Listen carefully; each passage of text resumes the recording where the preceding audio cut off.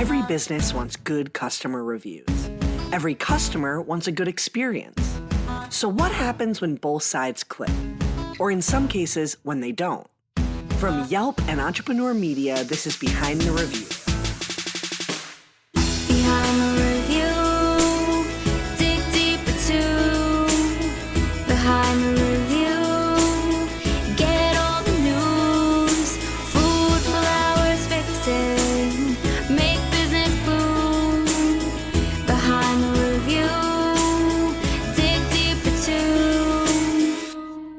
I'm Emily Washkovic, Yelp small business expert. Normally, I pick one review on Yelp and talk to the entrepreneur and the reviewer about the story and business lessons behind their interaction. But this week, I'm having a conversation with Jeff Toister, an author and expert in all things customer service. Let's give our conversation a listen. Jeff is a service culture guide. He helps organizations get their employees obsessed with customer service. And he's also an author of a handful of books. He just has a real range of expertise, both in storytelling and giving you actionable operational steps that you can take back to your business to grow your customer service approach and deepen that relationship that your employees have with your customers. So again, thank you so much, Jeff, for joining us. Can you give these folks a little background on your expertise in the topic we're going to cover today, which is evaluating and breaking down your reviews in order to glean insights and learnings about what you're doing well and maybe what you're not doing so well? I'll toss it over to you to give us some context and color behind this expertise of yours. Well, Emily, thank you. I really appreciate that. My background and part of where I've gotten really obsessed with customer feedback is that if we want to be obsessed with service, we need to know what our customers are thinking about our business and our products and what they're saying about our business and products. And so part of what I've done over the years with clients is help them understand customer feedback and make it actionable. And I'm excited that we're going to be talking about a process today to do just that. Me too. And before we even dig into the process itself, I love to call out some blockers or some things that I know business owners struggle with when it comes to this topic, because it's not just like, let's sit down and evaluate our reviews. It's like, well, what else can I remove from my to-do list? Have time for that, etc. So can you start by giving me a little story of the why? Why is this important? Why should I care about this as a business owner? Why do I need to find time for this? Well, it's going to save you time and it's going to improve your business. And I'll give you a real example. I was recently contacted by a restaurant chain with 5 locations. So a small business, but not a tiny one. And they had been getting a lot of negative reviews lately. Their overall rating across the 5 locations on Yelp was 3.4 stars, which isn't terrible, but not great. And then the recent reviews, I think, were even worse than that. And so the request was, let's get all the employees together and we'll do some customer service training for our front of the house staff. Now, think about how much time goes into customer service training, how much effort, how much expense. And one of the things that I did before talking to this client was I analyzed their Yelp reviews. And I used the process we'll talk about in just a moment. And I made a very surprising and interesting discovery. When I looked at reviews, both the negative ones and the positive ones, there were still plenty of positive ones. What customers complained about was not service. In fact, many of the negative reviews specifically called out great service. Despite everything, our server was fantastic. What customers were most upset about was food quality. The menu had changed. The recipes had changed. Longtime customers said it's simply not as good anymore. New customers had heard the hype, had gone to a restaurant location and had a bad experience in terms of the food, how well it tasted, the cost of certain menu items. And when I came back to the client, my feedback was, I don't think you need to do this customer service training. So think of the time and expense that was saved. Now, on the other hand, they have some new insight I hope they'll take advantage of, which is you really need to look closely both at your menu and all the chefs that you have working at 5 locations to make sure they're making delicious food and doing it consistently well, because that's what customers are really upset about. That's such a impactful story because I think that happens a lot.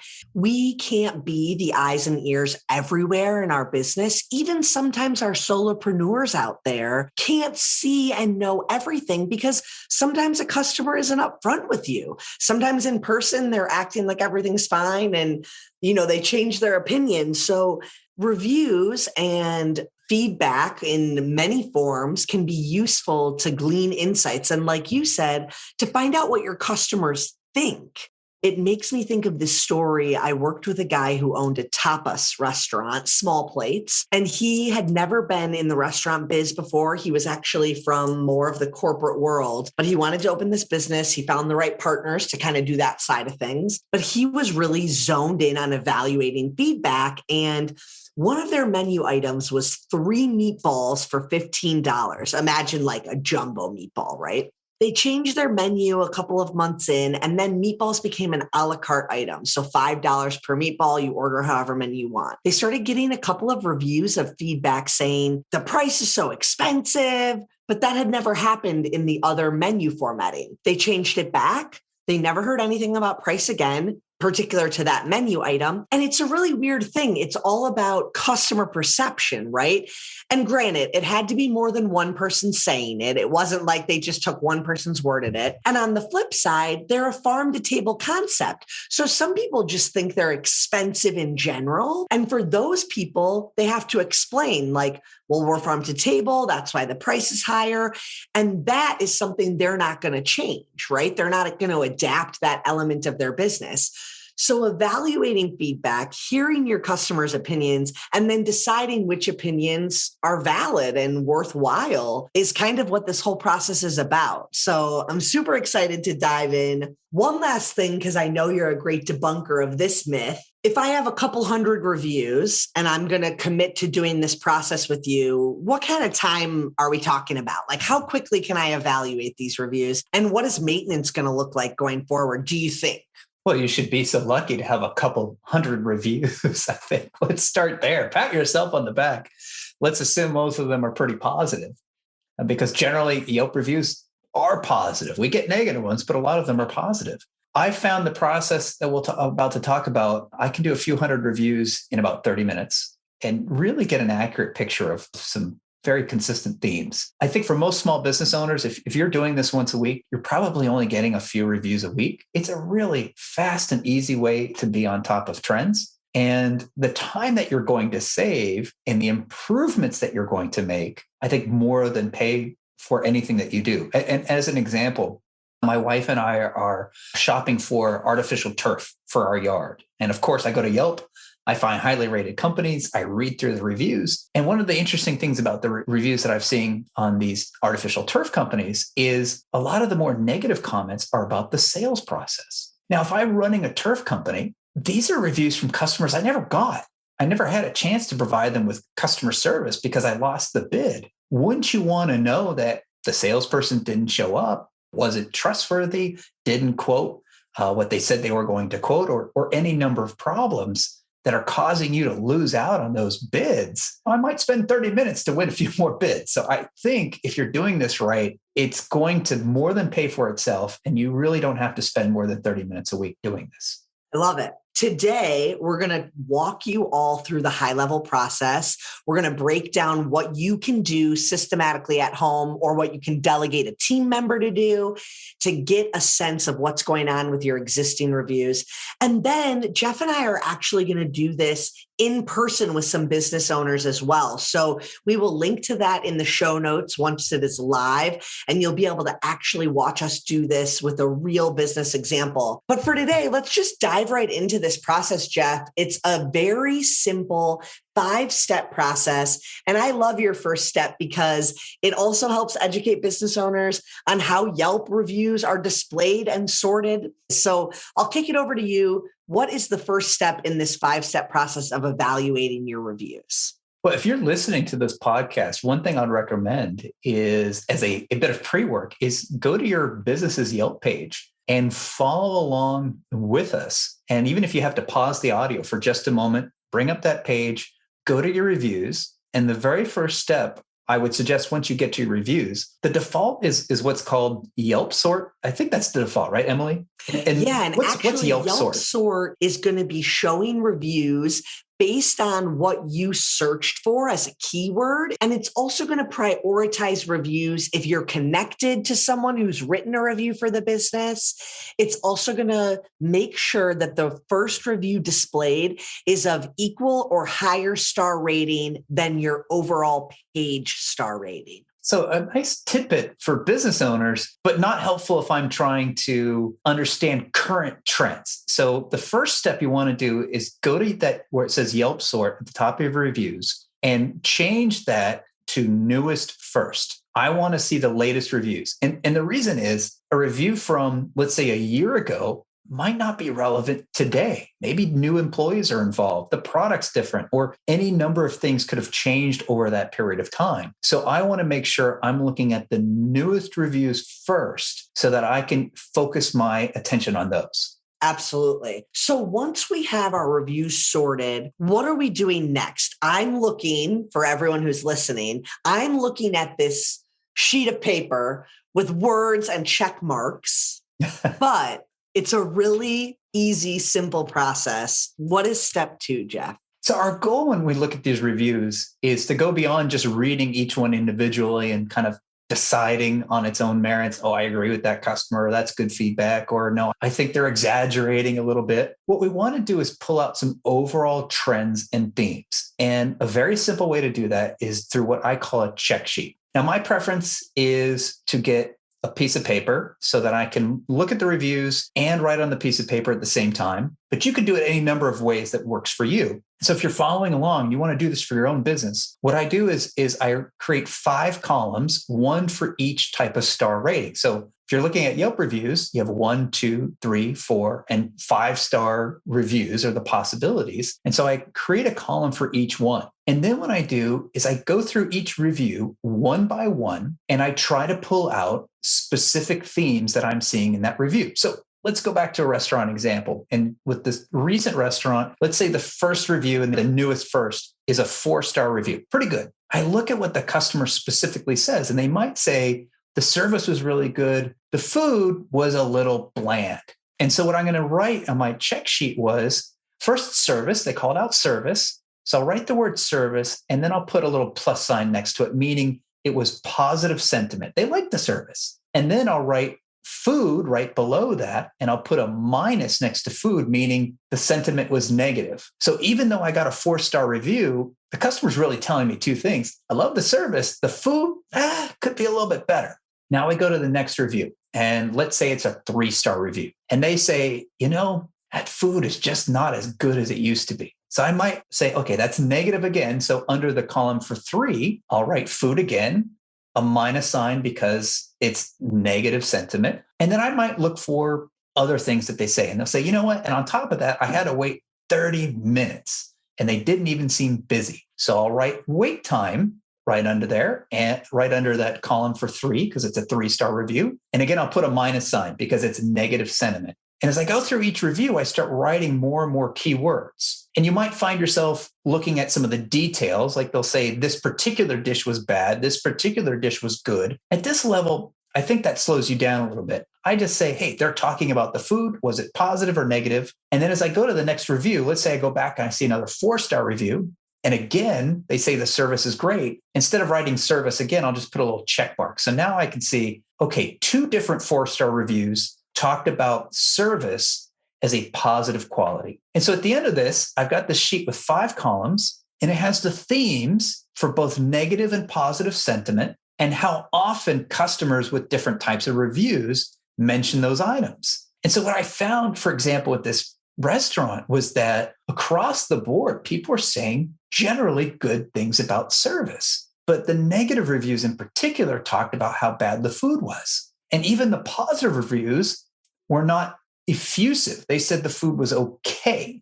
And so going through that process, I can see what's driving negative reviews, what's driving positive reviews. And that tells me I got to fix the negative stuff and probably focus on making the positive stuff more of a strength. Yeah. And what I love about this process is a few things, but With the pen and paper method, especially, first of all, I love the pen and paper method always. So I'm a big fan. But I think for those of you that are maybe split between technology and doing it written, when you're doing it written, you're creating this really cool visual for yourself where you can show a staff member or a colleague or another manager, and they can easily see what's happening in front of them, right? When I worked in hotel management before joining Yelp, I was with Marriott. And so we would do guest evaluation all the time, and we would get these word bubble appearances, which I know many of you have probably seen. You can dump a bunch of data into these word machines and they'll show you frequently used words larger and kind of a scaled down version. So you can certainly do this same part of the process that we're talking about in an Excel sheet, for example, and turn it into a pivot table or whatever works for you. But I think going through the process of breaking down reviews by star rating and then breaking down the star rating by topic and then positive or negative is a great way to get yourself this visual of where you're thriving and where you're falling short. So I just love this concept of evaluating it at a very high level, but how easily the trends become apparent when you're looking at the data. I also like what you mentioned about being mindful of time and historical, like how far we're going back. I know that you pointed out, let's reiterate the fact that a lot of businesses are dealing in the tens of reviews, right? That's probably the more common and more normal experience. Some might be in the hundreds, but regardless, do you kind of have a frame of time that's worth going back? Does it depend on the quantity? What are your thoughts on that as far as evaluating data? My number one rule for data is whether or not it's useful. And so I think the time horizon is probably going to be dependent on a number of factors. Certainly how many reviews you get, but also your particular business. A restaurant probably just going to get more reviews than a company that, say, sells solar. Because the company that sells solar, they might have a sales cycle from sales to installation and connection that's 2 to 3 months, where the restaurant is one evening or one lunchtime. So your particular business cycle might also influence how far back you go. I think as a business owner, just ask yourself, what's the distance that I want to go back or the time frame I want to go back where that data would still be useful in terms of helping me identify current trends? And then go back to what you had brought up, I think earlier, which is once you do this exercise as a baseline, if I'm doing this once a week and I'm only getting a few reviews per week, then the exercise really doesn't take long at all. And now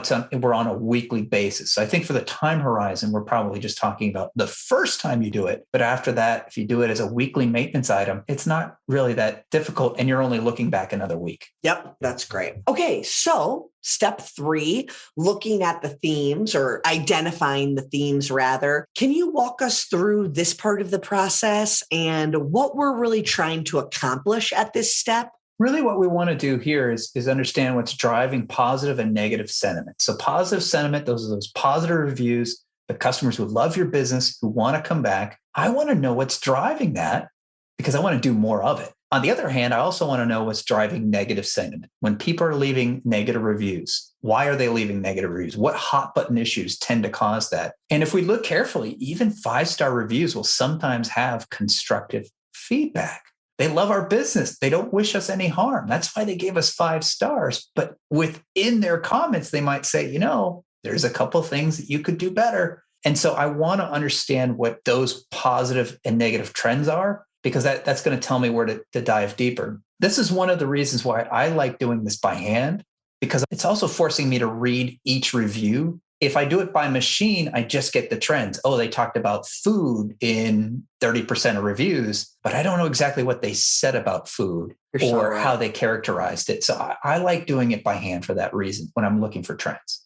I'm so glad you mentioned that, and especially the part about feedback in a positive review, because I honestly had an oversight on that when we were first planning this episode. I hadn't really given that much thought, but when you do your identifying, you can easily see that with the minus symbol, if you will.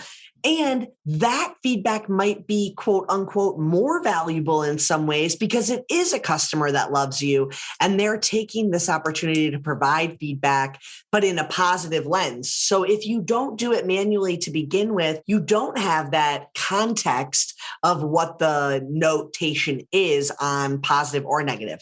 That's so important. I'm glad you mentioned that. Yeah. So the next step is one of my favorites, mainly just because of the title, investigate. This is the stage where you get to stop reading text and making checks and you get to do the work in your business. Can you walk us through what this stage is all about?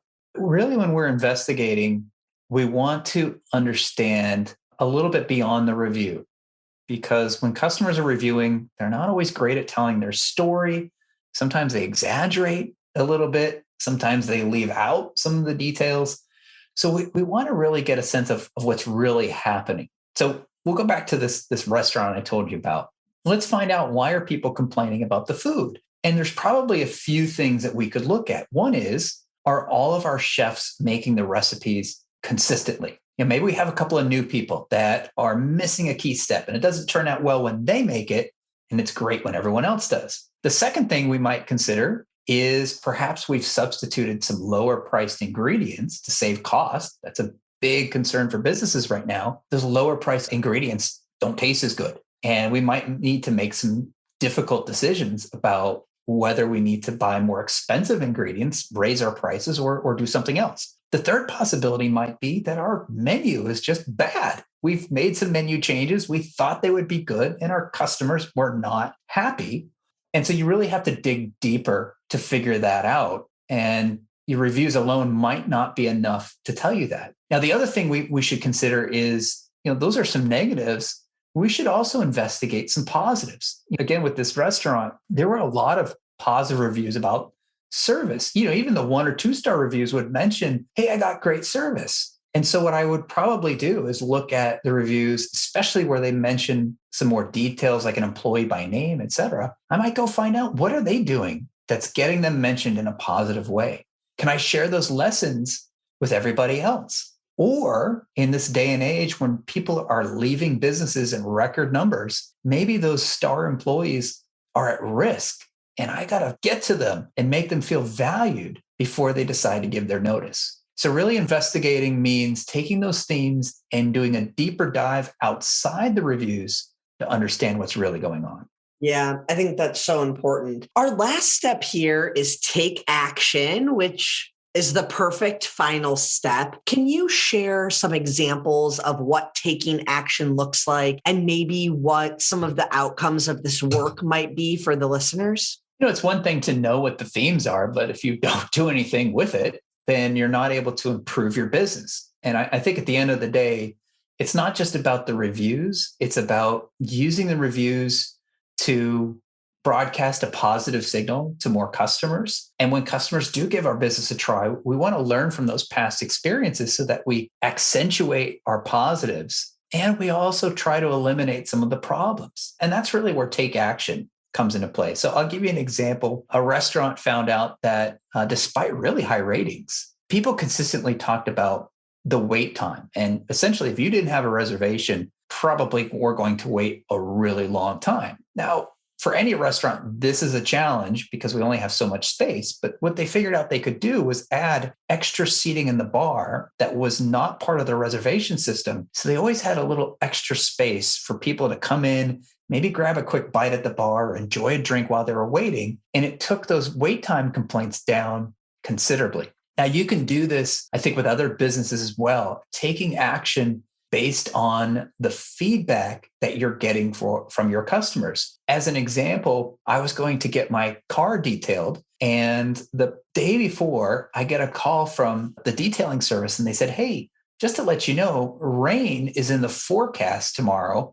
Do you still want to do it, or maybe we should postpone it? And I thought that was such a great thing. And I realized later on that they had done that because they had gotten feedback from customers who were upset. Oh, I got my car detailed and now it rained. So they had used that feedback to say, well, we're not in charge of the rain. what can we do? And one thing is just to check their weather report and anticipate problems. And so it's that taking action part that can really allow you to improve your business, win more customers, and when you do win them, to make sure you retain them. A great example to illuminate the power of that. I also think that for so many of us, take action might feel like reacting to someone's negative feedback, but you always make the really good point of taking action on the things you're doing well, amplifying the things that people love about you, making that your competitive advantage. And I think that's actually a good way for us to kind of wrap up here. We did another episode together, leveraging reviews to unlock your competitive advantage. So I'll encourage people to check that out. But where can people connect with you, find you, and hear more of your stories that might help them get some better customer service practices going on in their own business? The easiest way for people to find me is at toistersolutions.com. And if you go to my website, I have a weekly email that I send out. It's called Customer Service Tip of the Week. It's free for anyone to subscribe. And all it is it's one tip via email once per week. And what I like about it is it just gives you one little thing to focus on, a reminder, maybe a different way of approaching things that can help your business. And a lot of business owners find this is something I can share with my team in team meetings, in stand-ups, in huddles. And often it's a twist on something we're already doing. So as an example, I recently uncovered some research that said, if there is a small inconvenience, rather than saying, I'm sorry, we can often get better results by saying, thank you, thank you for waiting. I appreciate your patience. And so I share those types of tips in the weekly email. And the best part is you can reply to any of those emails and your message will go directly to my inbox and we can start a conversation. So it's an easy way to get in contact with me as well. So Toister Solutions, and look for my weekly tips. I love that. Weekly tips are great. And I also love that you mentioned stand-up. Just as a reminder, everyone, this stuff is great for you to know, but it's even better for your team to be looped in on. So how can you chat with them in a more frequent manner? Do you have a daily stand-up? Do you have a format that you can check in with them and share some of these learnings? This has been awesome, Jeff. Is there anything at all that I didn't let you share about how to take advantage of reviews and listening to your customers? Anything about implementing those things back in your business or tracking trends that I didn't give you a chance to share? I think one thing that I wish more business owners realized is the power of their frontline employees. If we get some negative reviews, sometimes the tendency is to go to those employees and get angry with them and make it a confrontation. And what I would suggest is when you get your reviews and you do your analysis, go to your employees and ask them for their contribution, for their input. I found that if you sincerely ask employees for their input and feedback, and they believe you're there to help, they tend to be pretty honest with you and let you know exactly what's getting in the way of great service or great experience. And they tend to be a lot more on board with any ideas that come out of it. So go to your employees. They're the ones that talk to customers every day. They probably have a lot of great insights and they appreciate it if you're willing to listen. And that concludes our episode. Be sure to subscribe so you get new episodes every Thursday. I hope you enjoyed it and were able to take a thing or two away to implement in your own life. Whether it's a new idea that you can bring back to your business or a fresh perspective on how to be a positive influence as a consumer, we share these stories to inspire and create more meaningful connections in your local community. For more information about today's business or to connect with me, check out the show notes. Behind the review, dig deeper too. Behind the review, get all the news. Food, flowers, fixing, make business boom. Behind the review, dig deeper too. This episode featured a conversation with Jeff Toister. To learn more about the episode, check out the episode blog post. And don't forget to subscribe so you get an alert each Thursday when a new episode comes out. To claim your own Yelp business page and start engaging with consumers, visit business.yelp.com. We have a special offer for our listeners. who are interested in trying Yelp advertising. Use code BTRPOD300 to get started today. That's BTRPOD300 to get started today. And a $300 upfront credit will be applied instantly. Charges apply once credit is used. Cannot be combined with other offers. Any unused credit expires 90 days from date of acceptance. Eligible businesses only. Subject to Yelp's master advertising terms. Our theme song is performed by Ali Schwartz and produced by Robbie G of Messerol Sound. The show was produced and edited by Entrepreneur Media.